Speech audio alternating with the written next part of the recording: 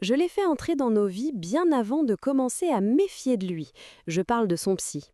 Pendant longtemps, j'ai pensé que c'était moi le problème, que si notre mariage se fissurait, c'était à cause de mes horaires, de mes silences, de mes colères rentrées. Alors le jour où Émilie m'a parlé d'un psychologue qui l'aidait à remettre de l'ordre dans sa tête, j'ai presque été soulagée. Quelqu'un d'extérieur, neutre, formé pour ça.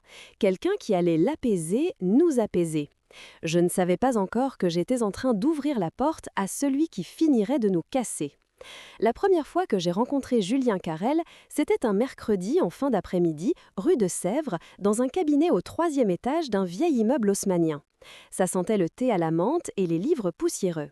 Il y avait des affiches un peu abstraites au mur, des fauteuils confortables, cette lumière jaune qui donne l'impression que le temps passe moins vite.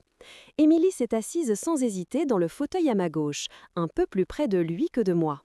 Elle triturait l'anneau d'argent que je lui avais passé au doigt 8 ans plus tôt. Ses yeux brillaient d'une manière que je n'avais pas vue depuis longtemps, vivants, tendus, pleins de quelque chose qui m'échappait. « C'est Thomas », a-t-elle dit au psy en me désignant. « Je voulais qu'il vienne aujourd'hui. » Julien s'est levé pour me serrer la main. Il avait cette manière de regarder les gens en penchant légèrement la tête, comme s'il les classait mentalement dans des catégories invisibles. Sa poignée de main était ni trop molle, ni trop ferme, exactement comme il faut pour inspirer confiance. « Je suis vraiment content que vous ayez accepté de venir, Thomas », a-t-il dit d'une voix douce, posée. « Ce n'est jamais simple de franchir cette porte. » Je me suis contentée de hocher la tête. Je n'avais pas les mots. Depuis des mois, j'avais l'impression d'être un intrus dans ma propre vie. Peut-être que quelqu'un comme lui pourrait m'expliquer ce que j'avais raté. « Racontez-moi un peu comment vous vous êtes rencontrés », a-t-il demandé. Je l'ai laissé poser ses questions. Comment on s'est connus, comment on est tombé amoureux. Comment on en est arrivé là ? Deux silhouettes fatiguées sur des fauteuils trop confortables, avec la sensation d'avoir vieilli de 10 ans en 3. Émilie parlait beaucoup. Ses phrases coulaient toutes seules. Les débuts, la passion, les nuits blanches rue Oberkamp, les kebabs à 3 heures du matin sur un banc près de République. Puis les années qui ont suivi, mon boulot qui a pris de plus en plus de place, les soirées à la Défense, les retours tardifs, les repas pris seuls devant la télé alors qu'elle m'attendait. « J'ai l'impression d'habiter avec un fantôme », a-t-elle fini par dire en regardant Julien plutôt que moi. Il rentre, il mange, il scrolle son téléphone, il s'écroule. Et il recommence. Ça m'a fait mal parce que c'était vrai. Je me disais que je me sacrifiais pour nous, pour le crédit de l'appartement, pour des vacances qu'on ne prenait jamais. Elle voyait surtout la chaise vide en face d'elle. « Vous vous sentez fantôme, Thomas ?» a demandé Julien calmement. J'ai pris une seconde avant de répondre. « Parfois oui », ai-je admis. Parfois j'ai tellement peur de tout faire foirer que je ne fais plus rien du tout. Je cours après des objectifs, des chiffres, des mails, et je ne vois plus ce qu'il y a autour. Julien a hoché la tête comme si quelque chose se confirmait dans sa tête. Et pendant ce temps-là, Émilie, vous avez le sentiment de disparaître vous aussi, mais d'une autre manière, a-t-il ajouté en se tournant vers elle. Elle a simplement laissé échapper un oui presque inaudible. À la fin de la séance, je suis sortie du cabinet avec une sensation étrange. J'avais mal, mais je me sentais vue. Comme si quelqu'un avait enfin mis des mots sur ce que je n'arrivais plus à formuler. Émilie avait les yeux rouges, mais son visage était plus détendu qu'à l'habitude. « Merci d'être venue », m'a-t-elle dit en descendant l'escalier. « Ça compte pour moi. » Ce jour-là, j'ai décidé de faire confiance à ce Julien. C'était lui le professionnel, pas moi. L'air de rien, je lui ai confié la chose la plus précieuse que j'avais, la femme que j'aimais. Après ça, tout s'est mis à glisser doucement. Émilie a commencé à le voir plus souvent, 1 fois par semaine, puis 2. Au début, je trouvais ça bien. Elle rentrait un peu vidée, mais aussi plus calme. Elle dormait mieux, elle pleurait moins pour des broutilles, les tensions s'apaisaient. Je pensais sincèrement qu'on était en train d'éviter la catastrophe. Et puis, il y a eu d'autres petits changements, presque insignifiants si on les regarde séparément. Elle rentrait parfois plus tard que prévu. Elle expliquait qu'une séance avait débordé, qu'il y avait eu du retard, comme d'habitude dans ce pays. Elle se maquillait un peu plus les jours où elle allait chez lui, mettait ce pull bleu qui faisait ressortir ses yeux, ce rouge à lèvres qu'elle ne mettait même plus pour sortir avec moi. Quand je faisais la remarque, elle disait que ça lui faisait du bien de se sentir présentable quand elle allait parler de choses importantes. Elle a aussi commencé à parler une autre langue. pas le français, une langue psychologique faite de termes que je ne lui connaissais pas. Elle disait charge mentale, besoin de reconnaissance, schéma répétitif, prise en compte de mes besoins. Julien m'a fait remarquer que je prends toujours sur moi, disait-elle en rangeant la vaisselle, que j'ai tendance à minimiser ce que je ressens. Julien, plus le psy. Julien. Tu l'appelles par son prénom maintenant avais-je fini par demander. Ça fait bizarre de dire docteur tout le temps, avait-elle répondu en haussant les épaules. Il m'a dit d'arrêter, que ça mettait trop de distance. À ce moment-là, ça m'a paru logique, je ne connaissais pas le fonctionnement précis de ce milieu. Je me suis dit, c'est important qu'elle se sente en confiance. J'ai avalé mon malaise avec le café. Petit à petit, j'ai eu l'impression que nos séances de couple se transformaient en procès. Julien posait des questions, Émilie débordait de reproches contenus depuis des années, et moi je me retrouvais là, clouée dans un rôle de coupable permanent. « Quand vous rentrez du travail, qu'est-ce que vous faites en premier, Thomas ?» demandait Julien. Je regarde s'il y a des mails urgents, je suppose. Et vous, Émilie, de quoi auriez-vous besoin à ce moment-là ? Juste qu'il me regarde, disait-elle. Qu'il me demande comment s'est passée ma journée. Qu'il m'embrasse vraiment. Julien opinait, toujours d'un air compréhensif. Vous voyez, Thomas, il ne s'agit pas d'efforts surhumains, glissait-il, juste de présence. Chaque séance me rapetissait un peu. Je sortais de là avec la sensation d'être un mari médiocre, un homme qui ne comprenait rien aux femmes, rien à l'amour, rien à rien. Je me raccrochais au fait qu'au moins elle parlait. Elle disait ce qu'elle avait sur le cœur. Ce qu'elle n'avait jamais réussi à me dire directement, elle le disait devant lui. Peut-être que c'était ça, le premier pas vers quelque chose de meilleur. Mais en rentrant, quelque chose me gênait. Émilie me parlait souvent de ce que Julien pensait, de ce qu'il lui avait fait prendre conscience. Jamais de ce que moi je pensais. J'entendais de plus en plus souvent son nom dans notre salon, dans notre cuisine, dans notre lit. Un soir, elle est rentrée vraiment tard. Trop tard pour que ça reste juste un retard de séance. Il était presque 23 heures. Je tournais en rond dans le salon, la télé allumée sans le son, mon téléphone dans la main. La clé a tourné dans la serrure. Elle est entrée, les joues un peu rouges, comme si elle avait couru. « Tu es encore levée ?» a-t-elle demandé. « Ça fait 2 heures que je t'attends », ai-je répondu en essayant de calmer ma voix. « Je suis désolée », a-t-elle soufflé. « Une patiente est restée plus longtemps, ça a tout décalé. Après, le métro était bondé et puis… » Elle s'est approchée, m'a embrassée rapidement. Elle sentait son parfum habituel, mélangé à une note de thé et de quelque chose de plus discret, plus masculin. Une fragrance que je n'arrivais pas à identifier, mais qui me rappelait le cabinet. « Tu aurais pu m'envoyer un message ?» ai-je dit. « Je sais », a-t-elle répondu. « Je n'y ai pas pensé. Je suis fatiguée, Thomas. J'ai la tête éclatée. » J'ai hoché la tête. Je n'ai rien dit de plus. Ce soir-là, j'ai planté le drapeau de la confiance sur un terrain qui se dérobait déjà. Les semaines ont passé. Je me suis accrochée à cette idée. Elle fait ça pour nous, pour se retrouver, pour nous retrouver. J'ai ignoré les petits signaux, ces détails qui, mis bout à bout, formaient un tableau bien plus sombre. Comme ces soirs où elle sortait sur le balcon avec son téléphone pour prendre l'air. Je la voyais par la porte-fenêtre, silhouette éclairée par la lumière orange du lampadaire de la rue. Sa voix devenait un murmure.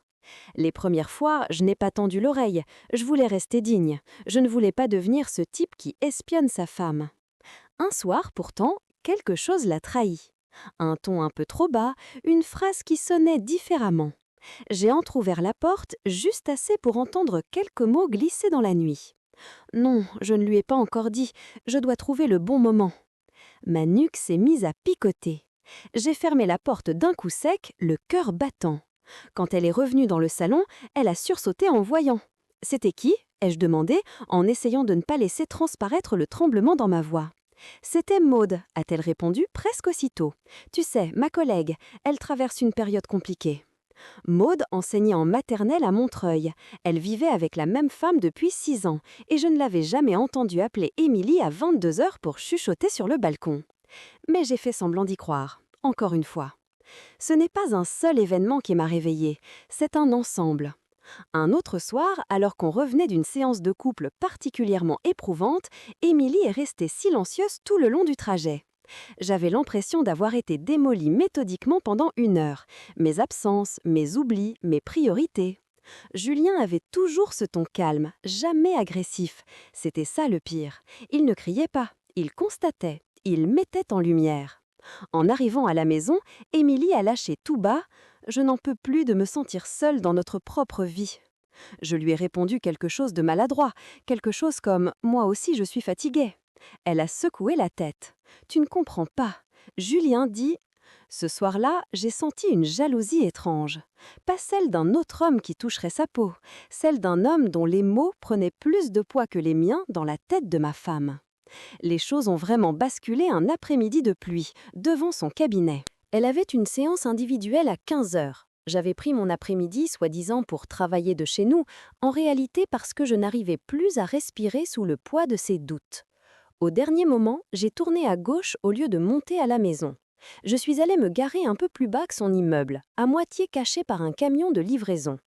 Émilie est arrivée pile à l'heure. Elle portait ce manteau beige qu'elle sortait rarement, son écharpe nouée avec soin, un rouge à lèvres léger. Elle s'est regardée dans la vitre de la porte d'entrée comme on se regarde avant un rendez-vous important.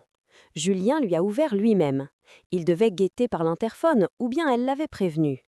Il a eu ce sourire qui se veut professionnel, mais qui dépasse un peu les limites.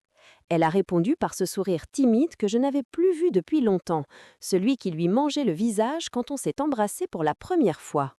Ils ont échangé quelques mots, trop bas pour que je les entende. Puis il a posé sa main sur son bras, geste rapide, presque banal. Mais dans son corps, j'ai vu quelque chose qui m'a glacée. Elle ne s'est pas raide, elle ne s'est pas reculée, elle s'est légèrement inclinée vers lui, comme on le fait quand ce contact est déjà familier. Je suis restée dans la voiture, les mains crispées sur le volant. Je me suis entendue murmurer « non », alors qu'il ne se passait presque rien, en apparence, juste un psy qui accale sa patiente. Mais pour moi, c'était un projecteur qui éclairait tout ce que je refusais de voir. Je n'ai rien dit quand elle est rentrée ce soir-là. Elle s'est assise en face de moi à table, m'a raconté vaguement sa journée, a mentionné la séance en une phrase. On a parlé de mon sentiment d'abandon, c'était intense. J'avais envie de hurler. À la place, j'ai demandé si elle voulait un peu plus de riz. La nuit qui a suivi, je n'ai presque pas dormi. Vers 3h30, son téléphone a vibré sur la table de nuit. Juste une fois. L'écran s'est allumé dans la pénombre. J'ai tourné la tête sans réfléchir. Le message est apparu en aperçu. Tu me manques déjà. Pas de nom, juste un numéro. Mais je n'avais plus besoin de deviner. Je me suis levée, j'ai pris le téléphone dans ma main. Mes doigts tremblaient tellement que j'ai failli le faire tomber. J'aurais pu l'ouvrir, remonter la conversation, fouiller.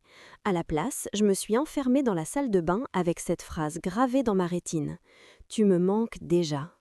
Je me suis assise sur le bord de la baignoire. Je n'entendais plus rien, ni les voitures qui passaient en bas, ni la chasse d'eau du voisin. Juste mon cœur qui cognait dans ma poitrine. Je ne saurais pas dire combien de temps je suis restée là. Quand je suis ressortie, Émilie dormait toujours, allongée sur le côté, tournée vers mon oreiller, comme si elle cherchait ma chaleur sans savoir qu'elle n'y avait plus droit. Le lendemain matin, elle a quitté l'appartement pour aller travailler, sac sur l'épaule, manteau mal fermé. « On se voit ce soir ?» a-t-elle lancé en enfilant ses chaussures. « Oui » ai-je répondu. Je n'ai pas bougé tant que sa silhouette n'a pas disparu au coin de la rue. Puis, j'ai pris l'ordinateur posé sur la table basse. Nous avions un compte cloud partagé pour nos photos, nos documents importants, les factures. Je ne savais pas exactement ce que je cherchais. Un message, une photo, un indice. Je voulais juste arrêter de flotter dans le doute. Un fichier audio trônait en haut de la liste, non nommé, daté de la veille. Mon ventre s'est contracté. J'ai appuyé sur lecture.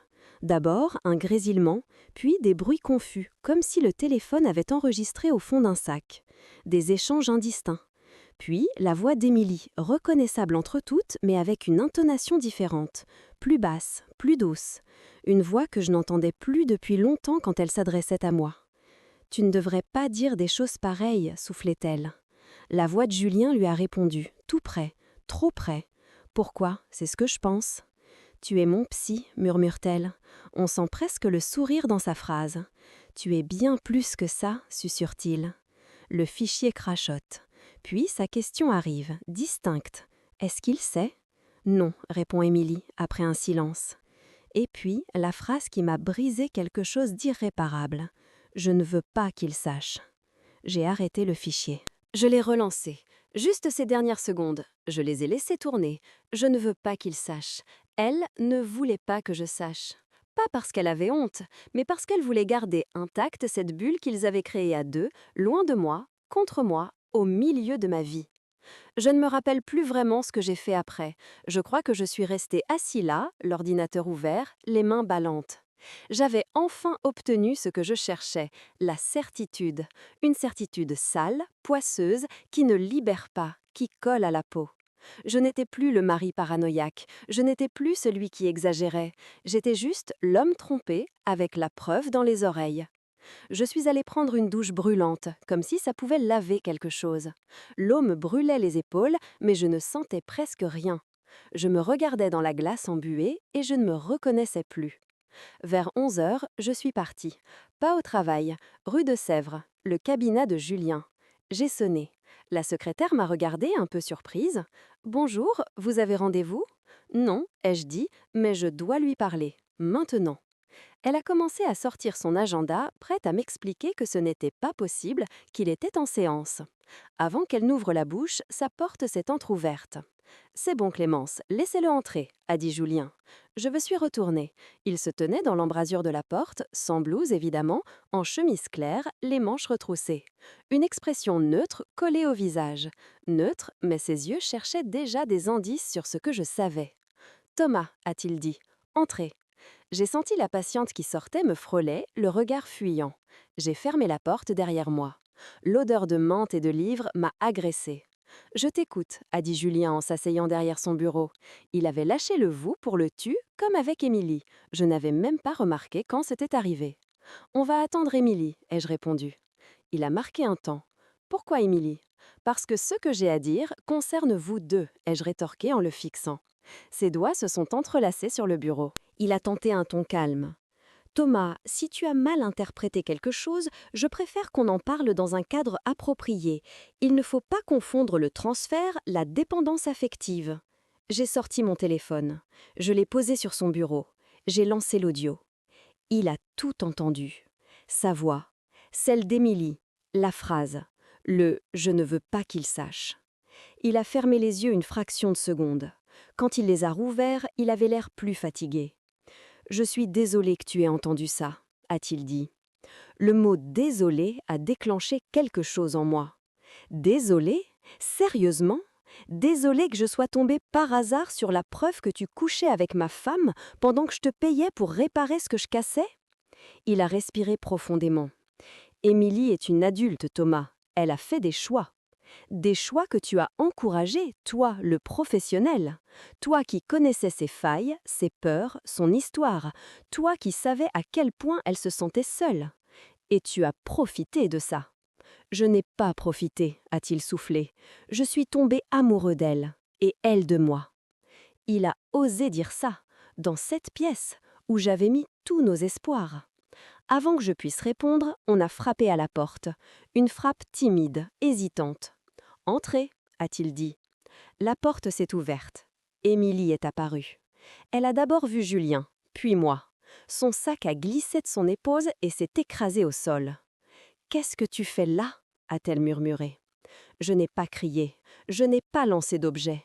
Je me suis contentée de la regarder. « Je sais », ai-je dit, « pour vous deux. » Elle a pâli d'un coup. Ses doigts cherchaient son alliance qui n'était déjà plus à son doigt depuis quelques jours. Elle l'avait retirée pour arrêter de se mentir, m'avait-elle vaguement expliqué. « Quitta ?»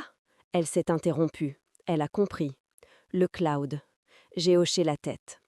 Le silence s'est abattu sur la pièce comme une chape de plomb. On entendait vaguement les bruits de la rue en dessous, un klaxon, une porte qui claque. « Depuis quand ?» ai-je demandé. Elle a d'abord secoué la tête, comme si elle pouvait effacer la question. Puis elle a soufflé.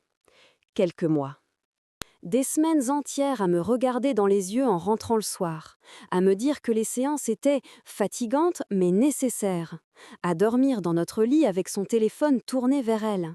« Je ne voulais pas que ça arrive », a-t-elle balbutié. « Mais c'est arrivé », ai-je répondu. « J'étais perdue, Thomas.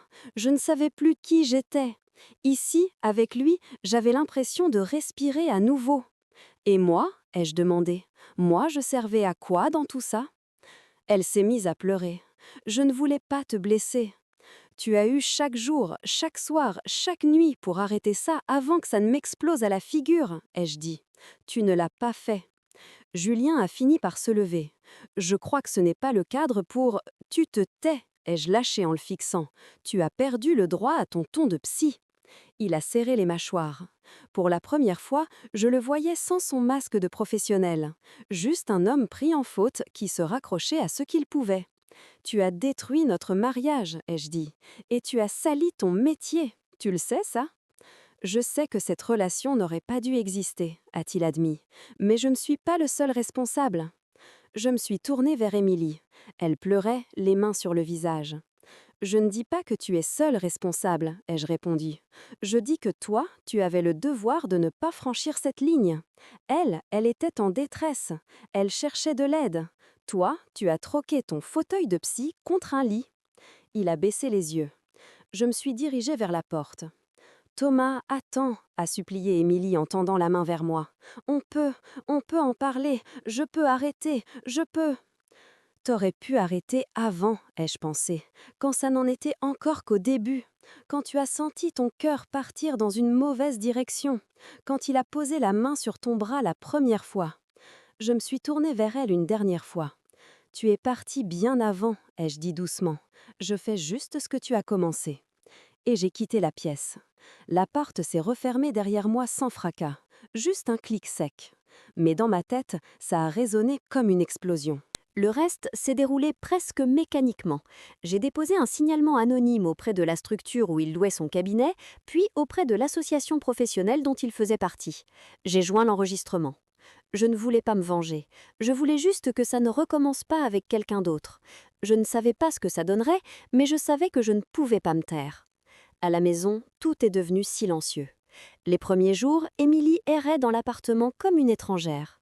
On aurait dit qu'elle ne savait plus où poser ses affaires, où s'asseoir. Elle dormait mal. Elle sortait fumer sur le balcon alors qu'elle avait arrêté depuis des années. Ses mains tremblaient parfois quand elle prenait son café. « Il dit que c'est moi qui ai tout gâché », m'a-t-elle lancé un soir, les yeux rougis. « Que je l'ai trahi en parlant, qu'il va tout perdre à cause de moi. » Je l'ai regardé longtemps. « Il te manipule encore », ai-je fini par dire. Jusqu'au bout, il se place en victime. Elle a éclaté en sanglots. « Je suis tellement conne », répétait-elle. « Non », ai-je murmuré, « tu as été fragile et tu es tombée sur la mauvaise personne. » Ce qui était compliqué, c'est que ma colère n'arrivait pas à se fixer entièrement sur elle ou sur lui. Elle se déplaçait. Un jour, je haïssais Julien au point d'imaginer lui hurler dessus en pleine rue. Le lendemain, j'en voulais à Émilie au point de ne pas supporter sa respiration. Le jour d'après, je m'en voulais à moi, pour mes absences, mon aveuglement, mais j'ai pas le temps. On a fini par décider qu'elle devait partir. Ce n'est pas une grande scène dramatique qui a clos notre histoire, pas de valise jetée par la fenêtre, pas de dégage de chez moi. Juste une conversation, un dimanche après-midi, à la table de la cuisine. On ne peut plus rester comme ça, ai-je dit. Elle avait les yeux dans sa tasse de thé, ses cheveux attachés à la va-vite. Je sais, a-t-elle répondu dans un souffle. On n'arrivera pas à construire quelque chose de sain sur ce qui s'est passé, ai-je poursuivi.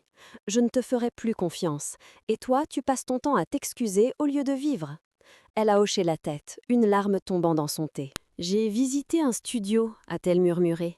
À Nation, j'y suis allée hier. C'est petit, mais c'est pas cher. Je n'ai rien répondu pendant quelques secondes. J'ai eu une image d'elle dans ce studio, seule avec ses cartons, ses plantes, ses livres. Ça m'a serré la gorge. « Tu vas signer ?» ai-je demandé. « Oui », a-t-elle dit, « je signe demain. » On a rangé sa vie dans des cartons une semaine plus tard. Ses vêtements, ses livres d'école, ses vieux carnets. Les objets qu'elle avait choisis pour cet appartement qu'on avait visité ensemble. Une lampe en rotin, un plaid jaune, des bougies parfumées. « Tu veux que je prenne ça ou tu gardes ?» demandait-elle parfois en montrant un cadre, un mug, un coussin. Je répondais au hasard. Tout me brûlait les mains de toute façon. Le jour où elle est partie, il pleuvait. Paris avait ce gris humide qui colle aux os. Le taxi l'attendait en bas. Elle a posé sa dernière valise dans l'entrée, puis s'est tournée vers moi. « Je ne te demande pas de me pardonner, a-t-elle dit. Je ne le mérite pas. » Je me suis appuyée contre le chambranle de la porte. Ce n'est pas la question de mériter, ai-je répondu. Je crois juste que ce n'est pas possible, pas maintenant, peut-être jamais. Elle a inspiré profondément. Je t'ai aimé, tu sais, a-t-elle dit, vraiment. Je le sais, ai-je dit, c'est ça qui fait le plus mal. Elle m'a regardée comme si elle voulait graver mon visage une dernière fois. Puis elle a ouvert la porte, elle a pris sa valise, elle a descendu les escaliers. J'ai entendu la porte de l'immeuble se refermer. Le taxi est parti. Et le silence a pris toute la place. Les premiers temps ont été étranges. Je me réveillais encore en tendant la main vers le côté du lit où elle dormait. Je lançais « Tu veux un café ?» en arrivant dans la cuisine, avant de me rappeler que j'étais seule. Je restais parfois debout au milieu du salon, incapable de choisir un geste.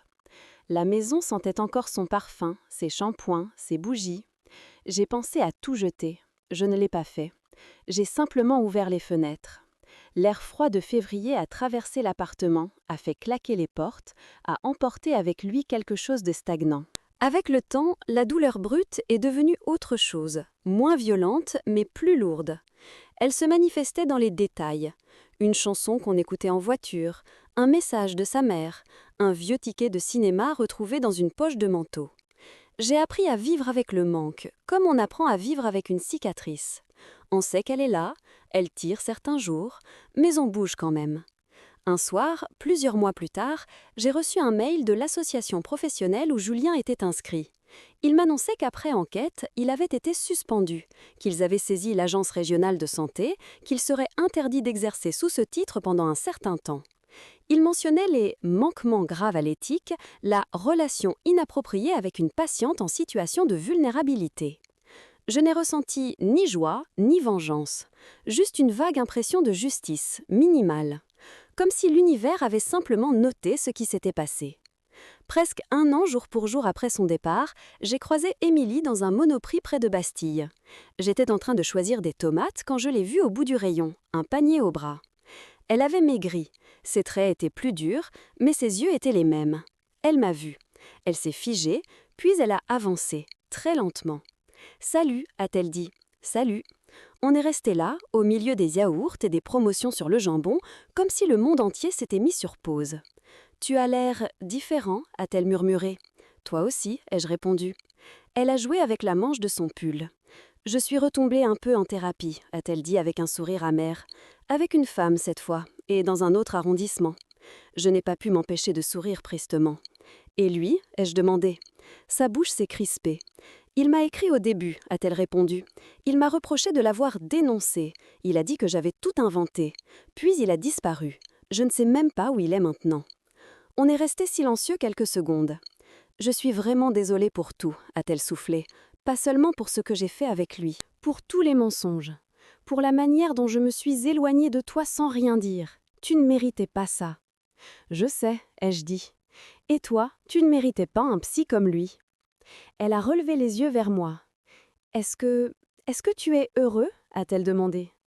La question m'a surpris. J'ai réfléchi quelques secondes. « Je ne sais pas si « heureux » est le bon mot, ai-je répondu. « Je suis plus en paix, disons. J'apprends. » Elle a hoché la tête. « Moi aussi, » a-t-elle dit. Un client a passé son chemin en s'excusant, son panier frôlant nos jambes. La vie continuait autour de nous, ordinaire, banale. « Je te souhaite de trouver quelqu'un qui te regarde vraiment » a-t-elle murmuré, « et qui ne te lâche pas. »« Je te souhaite la même chose » ai-je répondu. On s'est souri. Un sourire triste, mais sincère. Puis on s'est détourné. Elle est partie vers la caisse automatique, moi vers le rayon pâtes. Je ne me suis pas retournée. Je savais que ce serait la dernière fois qu'on se croiserait réellement. En rentrant chez moi ce soir-là, je me suis assis sur le canapé, les sacs de course encore à mes pieds. J'ai repensé à tout. À la première fois où je l'avais vu rire dans une cuisine encombrée à Belleville, à nos promenades sur les quais, aux nuits où je travaillais tard en me disant « je rattraperai plus tard », à Julien, à son cabinet, à son sourire trop neutre, à sa main sur le bras d'Émilie. Et puis à cette vérité que j'avais mis du temps à comprendre. Les gens ne trompent pas toujours pour remplacer la personne avec qui ils sont. Parfois, ils trompent pour remplacer la version d'eux-mêmes qu'ils ne supportent plus. Ils cherchent dans les yeux de quelqu'un d'autre une version d'eux qui leur plaît davantage. Dans notre cas, c'est tomber sur un psy, ce qui rend tout plus crade, plus vicieux. On imagine souvent la trahison comme un coup de couteau.